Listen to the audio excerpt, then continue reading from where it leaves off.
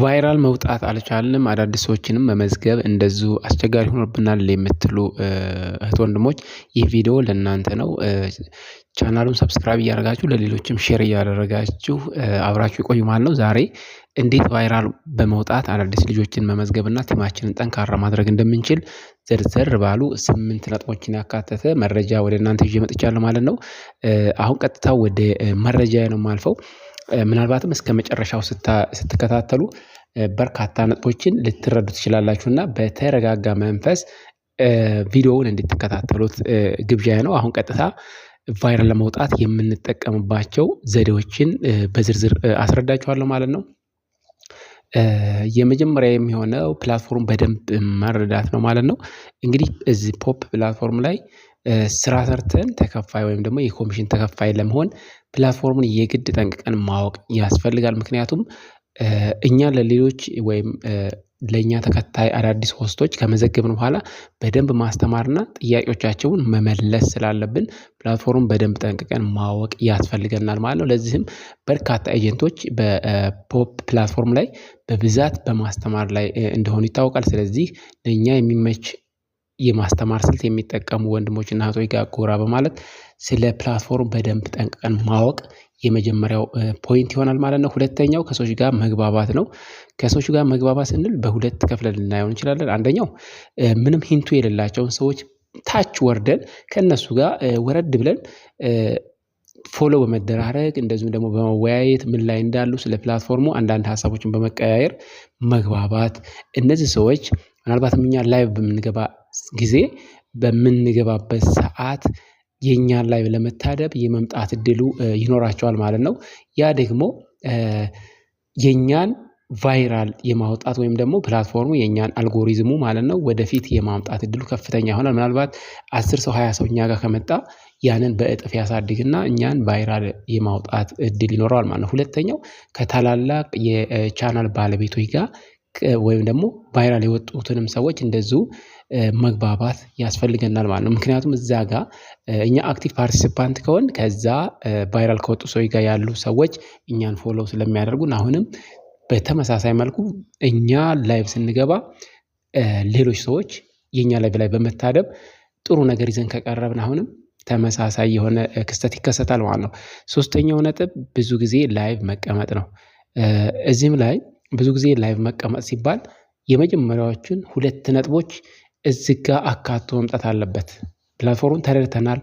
በምንቀመጥ ሰዓት የሚመጡ ሰዎችን ደግሞ በደንብ እያስረዳን የሚጠይቁን ጥያቄ በአግባቡ እየመለስን ረዘም ላይቫችን ላይ በምንቆይ ሰዓት ፕላትፎርሙ እኛን እያወቀን ወደፊት እንድንመጣ ያደርገናል። ምናልባትም ከኛ በፊት ቫይራል የወጡ ሰዎች ሰዓት ደርሶ ወይም እነሱ እረፍት በሚወጡ ሰዓት እኛን ወደፊት ይገፋንና ቦታ ሲለቁልን እኛ ደግሞ እዛ ቦታ በመተካት ፊታችን አዲስ ስለማይሆን እየተለመርን እንመጣና ላይቫችን አትራክቲቭ እየሆነ ጥሩ የምናስተምር ከሆነ አሁንም ቫይራል የመውጣት እድላችን ከፍተኛ ይሆናል ማለት ነው።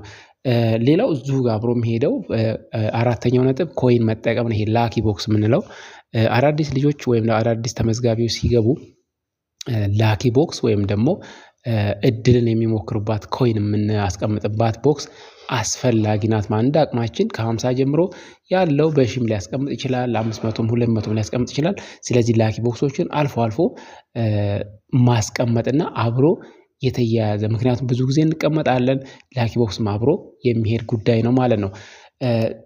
አምስተኛው ነጥብ ፋየርወርክን መጠቀም ነው። ይሄን እንዳማራጭ ውስጥ ያስገባሁት ፋየርወርክ ማለት ሌሎች ከላይ ያሉት ወሳኝ ነጥቦች የማይሟሉ ከሆነ ምናልባትም ኪሳራ ነው የሚሆነው። ምክንያቱም ፋየርወርክ ለምሳሌ በ50 ሺህ እና በ88 ሺህ ኮይን የተቀመጠ ሲስተሙ ወይም ደግሞ ፕላትፎርሙ ያስቀመጠው የማስታወቂያ ሲስተም ወይም ደግሞ አይነት ነው። ይሄን 50 ሺህ ኮይን ለአንድ ደቂቃ ነው አየር ላይ የምንበትነውና ሲስተሙ ደግሞ ምን ያደርግልናል? ማስታወቂያ ይሰራና በየቤቱ ይበትንልናል ማለት ነው።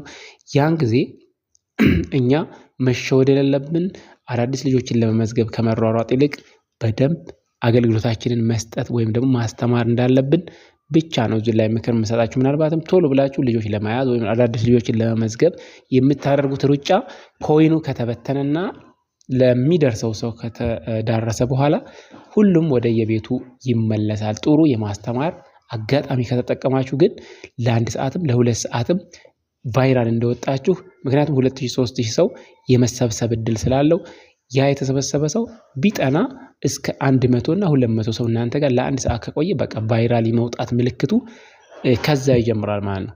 ስለዚህ በዛው ሰዓት ደጋግማችሁ በመጠቀም ነገም ተነጎዳም እንደዛው እንድትቀጥሉ ያስችላችኋል ማለት ነው። ስለዚህ ፋየርወርክ ስትተኩሱ በጥንቃቄ ወይም ደግሞ እናንተ እንኳን ካልቻላችሁ በደንብ የሚያስተምር ሰው አመቻችታችሁ ካልሆነ ኪሳራ ነው የሚሆነው ማለት ነው። 6ኛው ነጥብ የኤጀንቶችን ቤት መጠቀም ነው። እዚህ ጋር ብልጥ መሆን ያለባችሁ 6ኛው ነጥብ ምክንያቱም ኤጀንቶች ልጆቻቸው ከስራቸው ሌላ ልጅ ካልተተካ እናንተን ብቻ ስለመዘገቡ እናንተን ኤጀንት ስላደረጉ ብቻ ስለማይጠቀሙ እናንተ ጎበዝና አክቲቭ ከሆናችሁ እናንተን የማገዝ ወይም ደግሞ የማበረታታት ችግር እንደሌለባቸው አስባለሁኝ። ስለዚህ ኤጀንቶቻችሁ ጋር አሪፍ ግንኙነት ካላችሁና ስራውን የመስራት ፍላጎት ካላችሁ ኤጀንቶቻችሁ ቤት እየገባችሁ ሁል ጊዜ ልጆች እንድትመዘግቡ እንዲመቻችላችሁ ማድረግ ሌላው እና ወሳኝ ነጥብ ነው ማለት። ምክንያቱም የአንድ ቤት ሰው ለብዙ ሰዎች አሪፍ አጋጣሚ ይፈጥራል ብዬ ስለማስብ ነው ይሄንን የሚያስገባውት።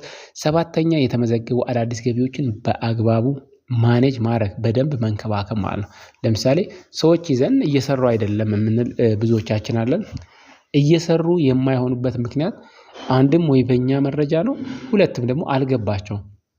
ፕላትፎርሙ ካልገባው አንድ ሰው የተመዘገበ ለዝም ብሎ ተመዝግቦ የተለያየ ቤት እየዞረ የሚቆይ ከሆነ ስላልገባው ምን እንደሚሰራ ግልጽ ስላልሆነለት እናንተ ጋር ላይቆይ ይችላል። ስለዚህ ወጣ ገባ በማለት ስራውን እንደ ስራ ላይ ቆጥረው ይችላልና የተመዘገበለት አሪፍ መረጃ መስጠት በጣም ሞቲቬት የሚያደርግ የሚያነሳሱ ፊት ለፊት ከናንተ ፊት ያሉ እየተከፈላቸው ያሉ እህት ወንድሞችን እንደ ምሳሌ እያነሳችሁ በደንብ ሞቲቬት እንዲሆን እንዲነሳሳ በማድረግ ከገባ በኋላ ያው ራሱም ስለሚያውቀው በደንብ እንዲሰራ ማድረግ ነው የተመዘገቡ ሰዎችን። ይሄም ምክንያቱም ከስራችሁ ያሉ ሰዎችም አብረዋችሁ ስለሚገቡ ያም ቫይራል ያወጣል ማለት ነው አብሮ። ስለዚህ መጨረሻ ላይ እንደ ማሰሪያ ይሄን ሁሉ ስራ ስንሰራ ትዕግስት፣ ታጋሽ መሆን ነው። በነገራችን ላይ ብዙ ነገሮች ይገጥሟችኋል፣ ፍራስትሬት ታደርጋላችሁ። ጀማሪ ኤጀንት ስትሆኑ ሰው በማጣት ወይም ደግሞ ላይቭ ስትገቡ ጭር ያለ አየር ላይ ቆይታችሁ ስትመለሱ በቃ ልተወው እስከ ማለት ትደርሳላችሁ። ስለዚህ እዚህ ጋር ትዕግስት ይፈልጋል። የፈለገውን ጊዜ ይውሰድ እንጂ ቫይራል መውጣታችሁ አይቀርም እናንተ ታጋሽ ከሆናችሁ። ስለዚህ በትዕግስት እነዚህን ሁሉ ነገራቶች ያልገባችሁን ከምትግባቧቸው ኤጀንቶች በመጠየቅ ራሳችሁን አፕዴት እያደረጋችሁ ወደፊት መቀጠልና እዚህ በጣም ደስ የሚል ፕላትፎርም ላይ መልካም ተከፋይ ሆነ ጥሩ ተከፋይ እንድትሆኑ ጥረት ማድረግ ይገባችኋል ማለት ነው። ምናልባት እኔ የዘለልኩት ያልገባችሁ ሀሳብ ካለ ኮሜንት ሴክሽኑ ላይ አስቀምጡልኝ። የዛሬ ቪዲዮአችን ይሄን ይመስላል። አስተያየት እንቀበላለን። እንዲሁም ደግሞ ቢሰራ የምትሉ ስለ ፖፕ ይሄ ነጥብ ቢሰራ የምትሉት ሀሳብ ካለ ኮሜንቱ ላይ አስቀምጡልኝ። በሌላ ቪዲዮ እስከምንገናኝ መልካም ጊዜ። ቻው።